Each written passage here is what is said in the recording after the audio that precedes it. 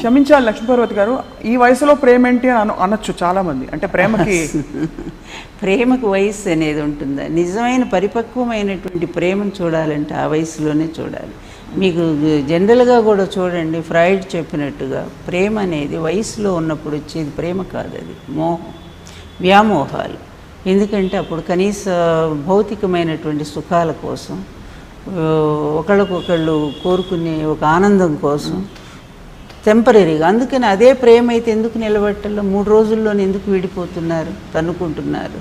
అలా కాకుండా వయసు పెరిగే కొంది అనుభవాలతో పండినటువంటి జీవితము, అనేక కష్టాలు సుఖాలు ఇవన్నీ చూసిన తర్వాత ఒక వ్యక్తి మీద ఒక ప్రేమ, గౌరవము, ఆత్మీయత, అభిమానము కలిగితే అది ఎప్పటికీ పోదు.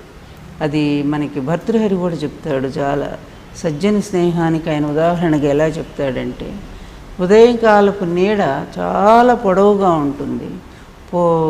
దినస్య పూర్వార్ధ పరార్ధ భిన్న ఛాయేవ కలు సజ్జన మైత్రీనామని మంచి శ్లోకం అది. దాంట్లో ఎందుకంటే ఉదయకాలపు సూర్యుడి నీడ, పగలు ఉదయకాలం ప్రారంభమైన నీడ ముందు పొడవుగా ఉంటుంది కదా, రాను రాను అది తగ్గిపోయి మధ్యాహ్నం వచ్చేసరికి మనలోకి వచ్చేస్తుంది, మన నీడ అనేది మృగ్యం అయిపోతుంది. మధ్యాహ్నం నుంచి మళ్ళీ సాయంత్రం వరకు కొద్దిగా మొదలయ్యి సాయంత్రం అయ్యేసరికి మళ్ళీ దీర్ఘంగా పొడవుగా వచ్చేస్తుంది. కనుక సజ్జన మైత్రి అనేది మధ్యాహ్నం నుంచి సాయంత్రానికి పెరిగే నీడలాగా ఉంటుంది.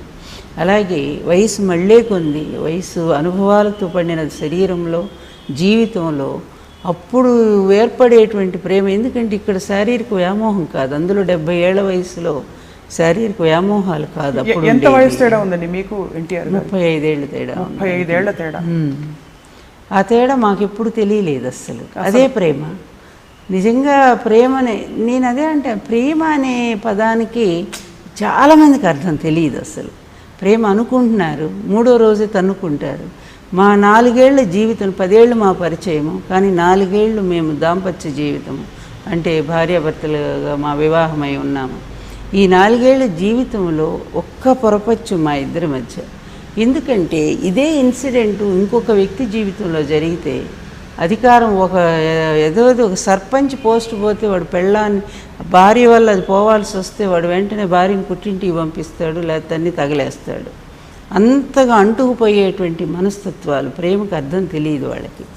అలా కాకుండా ముఖ్యమంత్రి పదవి, మీ భార్యను పంపేస్తే మీ ముఖ్యమంత్రి పదవి ఉంటుంది, ఇంట్లో నుంచి పంపేస్తే ఈ కండిషన్స్ అన్నమాట.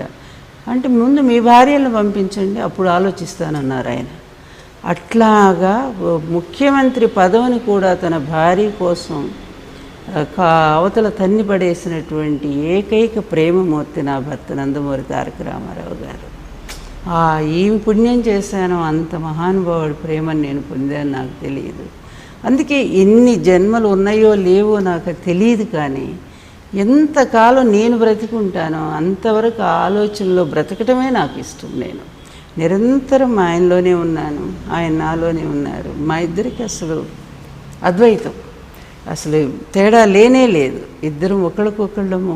భౌతిక రూపం ఆయన లేకపోవచ్చు, కానీ నాలో నిరంతరం ప్రతి క్షణం నా ఆలోచనల్లోనే ఆయన బ్రతికున్నారు, ప్రతి క్షణం నాతోనే గడుపుతున్నారు. ఇద్దరం కబుర్లు చెప్పుకుంటాము. ఇప్పుడు ఒంటరితనం ఫీల్ అవ్వరా లక్ష్మీపార్వతి గారు? అంటే ఇంకెక్కడ 4 ఏళ్ల, అంటే అప్పుడు 4 ఏళ్లని మీరు ఊహించుండరు ఎంత దురదృష్టకర పరిస్థితులు వస్తాయని. కానీ 4 ఏళ్ల సహచర్యం కోసం మీరు దాదాపు 40 ఏళ్ల జీవితాన్ని కోల్పోయి ఇప్పుడు ఒంటరిగా పోరాడుతూ నిత్యం ఇప్పటికి కూడా చాలామందికి సమాధానాలు చెప్పుకోవాల్సిన పరిస్థితి. ఇటీవల కాలంలో మీకు చాలా కొన్ని కుటుంబపరమైన సంఘటనలు జరిగాయి, వ్యక్తిగతంగా ఇల్లు లాక్కోవడం. ఎన్ని జరిగినా ఎందుకు ఏది నన్ను బాధించదు. ఎందుకంటే నా భర్త మరణం కంటే విషాదమైంది, దురదృష్టకరమైన సంఘటన. దానితో కంపేర్ చేస్తే ఇవి చాలా చిన్నవి. అందుకే వీటిలో నేను ఎప్పుడూ బాధపడలేదు వీటిని గురించి. ఒకే రోజు ఇంట్లో నాకు ఇచ్చిన ఆస్తిపాస్తులు ఏవైతే ఉన్నాయో అన్నీ పట్టుకుపోయారు. ఒకే రోజు అన్నీ పోగొట్టుకున్నారు. ఏమేమి పట్టుకెళ్ళారు? అదే డబ్బులు పట్టుకెళ్ళారు. తర్వాత నా నగలు ఒకళ్ళకి దాచమని ఇచ్చాను, ఒక డాక్టర్ ఇంట్లో పెట్టమని. ఎందుకంటే నాకు బ్యాంకు లాకర్లు లేవు, బ్యాంకు ఖాతా. ఎన్టీఆర్ గారు చనిపోయిన తర్వాత 96లో ఎంత డబ్బులు పట్టుకుపోయింటారు? సూట్ కేసులు అస్సలు ఈనాడు నేను ఆయన రూమ్లోకి వెళ్ళటం కానీ, ఎంత డబ్బు ఉందో తెలియటం కానీ మాకు లేదు. అంటే వేరే ఏం లేదు, ఎలక్షన్స్లో మిగిలిన డబ్బే ఎంత ఉందో కూడా మాకు ఐడియా లేదు, అది పట్టిపోయారు. కనీసం బ్రతకటానికైనా కావాలిగా. నేను ఇప్పుడు పార్టీ అధ్యక్షురాలను చేశారు, ఎంత ఉందో అసలు చూసుకోవటానికైనా టైం ఉందా? వెంటనే హరికృష్ణ కోర్టులోకి వేసేసి మా డబ్బు ఉంది, మా ఇంట్లో ఆయన డబ్బు ఉందట. ఇంత అన్యాయానికి ఈ కుటుంబం దిగజారారంటే ఇంతకంటే సాక్ష్యం ఏం కావాలి? ఎంత వేధించాలి అంత. చివరకు ఉంటున్న ఇల్లు డబ్బు తీసుకున్న కూతురు 2 సార్లు డబ్బులు తీసుకొని ఆ ఇల్లు కూడా మాదేనా ఆ మరుసటి రోజే కేసేసారు. ఇంతకంటే రోడ్ నెంబర్ 12లో ఉండే ఇల్లు 13లో రోడ్ నెంబర్ 13 2 సార్లు ఇల్లు కొన్నది మా ఆయనే. మళ్ళీ ఆ ఇల్లు నాకొద్దు, నేను అమెరికాలో కొనుక్కుంటానని డబ్బు తెప్పించుకొని కూడా మళ్ళీ ఆ ఇంటి మీద ఆయన చనిపోయిన మరుసటి రోజే కేసేసారు. అందువలన ఇటువంటి కుటుంబాన్ని, అందుకే ఎన్టీఆర్ గారు నన్ను ఎందుకు ఇంత ప్రేమించారో నాకు అర్థమైంది. ఎందుకంటే ఆయన కుటుంబంలో ప్రేమ అనేది తెలియదు. వాస్తవం నేను చెప్పే మాట అండి. ఎస్, 100%. ఆయన కొడుకులకు కానీ కూతుళ్ళకి కానీ వాళ్ళకి డబ్బు లేకపోతే అధికారమో తప్ప తండ్రి మీద ప్రేమ అనేది లేదు. అది ఆయన స్పష్టంగా చాలాసార్లు చెప్పారు ఆ మాట.